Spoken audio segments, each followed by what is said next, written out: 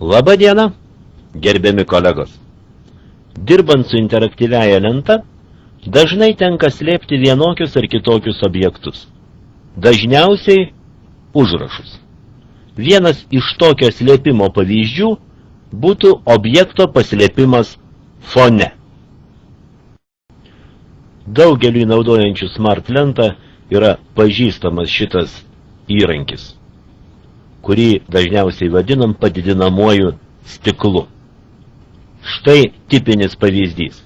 8+9 lygų, mes nežinom kam lygų, užvažiuojame į šitą vietą su padidinamuoju stiklu ir išryškėja atsakymas. Ir čia atsakymas, o 5+6 žinoma, kad yra 11. Išsiaiškinkime, kaip viskas padaryta. Išties viskas pakankamai paprasta. Štai turim užrašą. 8+9 lygų, bet išties tas užrašas yra ilgesnis. 8+9 lygų 17. Tik tai 8+9 lygų parašyta mėlynai, o 17 šitoj vietoj yra parašyta baltai. Ir baltas užrašas baltame fone žinoma nesimato. Kągi padaro padidinamasis stiklas? Padidinamasis stiklas, sudaro foną 17.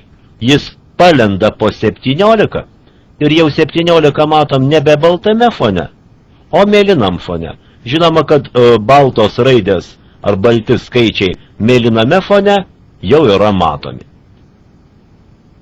Sukurkim paprasčiausią pavyzdį. Padarom reikalingą užrašą.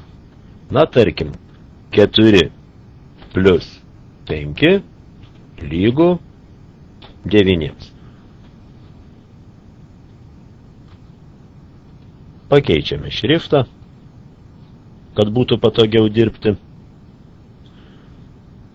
Tegul visas užrašas bus juodas, o atsakymą padarome baltą. Štai ir nesimato šitoje vietoje esančio 9. Dabar mums reikia kažko, kas padėtų išryškėti čia esančiam 9. Tam panaudokime kokią nors figūrą. Renkamės figūros, imam kokią mums patiko, pavyzdžiui, štai šitą, pasikeičiu įrankį, pasižymiu figūrą, savybės, sukurkim dabar užpildą, kokį mes norėsime tam 9 pakišti foną. Tarkime štai šitokį.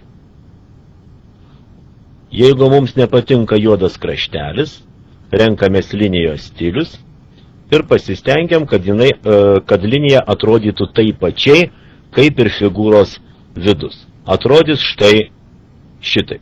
Dabar yra labai svarbu, kad šita figūra atsidurtų ne virš 9, kaip matom šiuo atveju, uždengia baltą 9 ir jo vis tiek nematyti, o atsidurtų po 9. Tam renkamės tvarka, perkelti į galinį planą. Ir jeigu iškelsime į šitą vietą, 9 išryškės. Štai ir visa gudrybė. Jei norim susikurti būtent didinamąjį stiklą, galime nesunkiai tą padaryti. Paieškokim savo tinkamo piešinuko.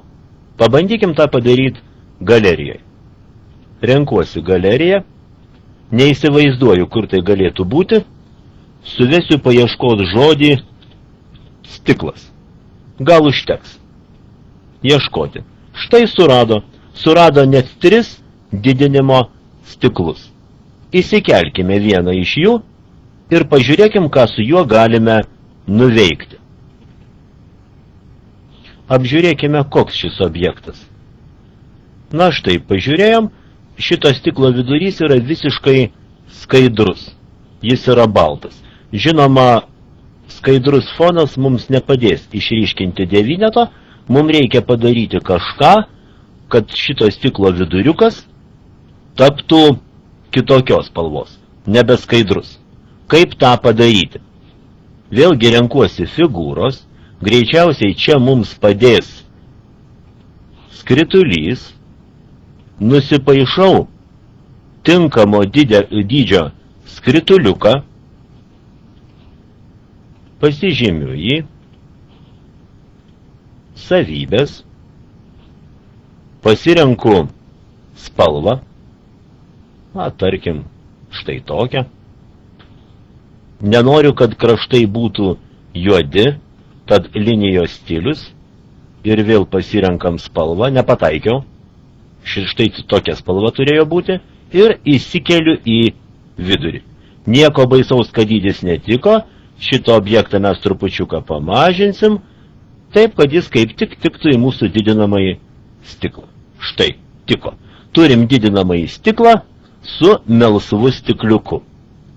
Kad nepabėgtų mūsų melsvas stikliukas nuo didinamojo stiklo kojelės, sugrupuokim juos. Pažymiu,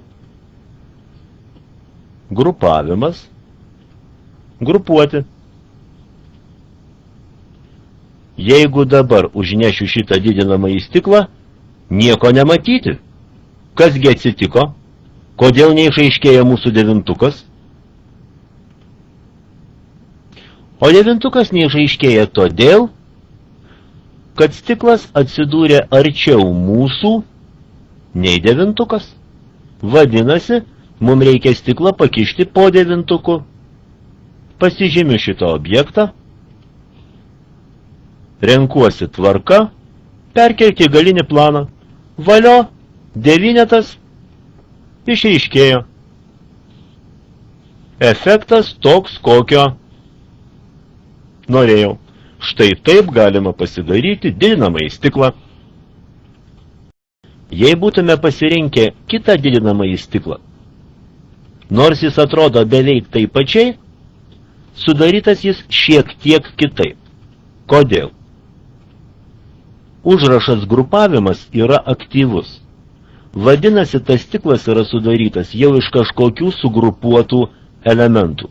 Renkuosi išgrupuoti ir matau, kad tą stiklą sudaro kojelė, rėmas, taigi yra praktiškai tas pats, kas buvo čia, ir iš karto įdėtas šitas skaidrus viduriukas.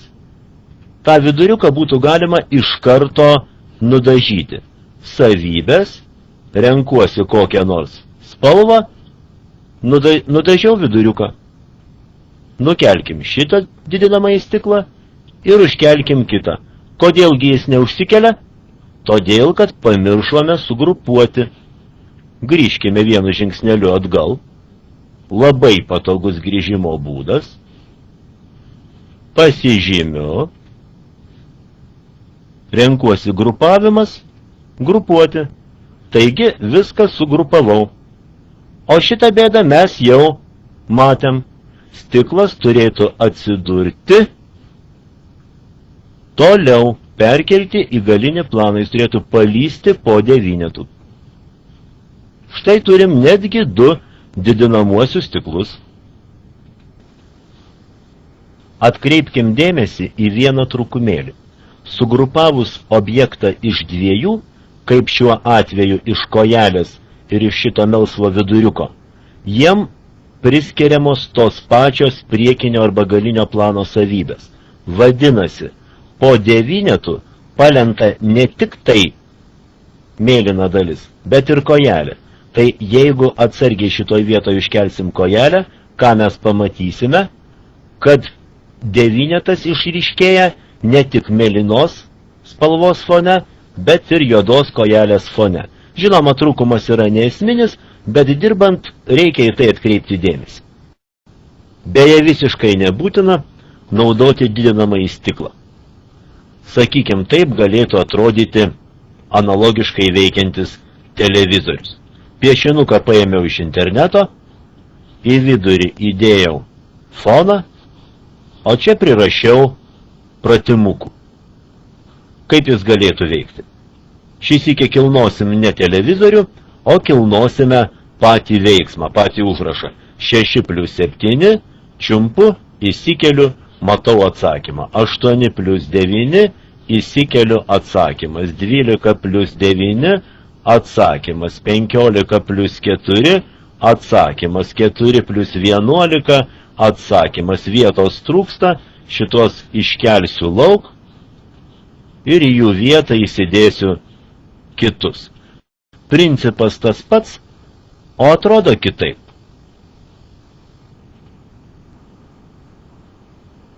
O štai čia tokio televizoriaus sandara. Internete rastas televizoriaus piešinukas skaidrių vidurių. Jei reiks, apie skaidrumą galėsime pašnekėti kitą kartą išsamiau. Ir stačiakampis. Nubrėžtas štai su šituo įrankiu.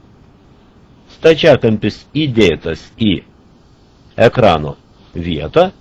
Na ir kad tie du objektai vienas nuo kito nepabėgtų, jie tiesiog sugrupuoti. Grupavimas, grupuoti.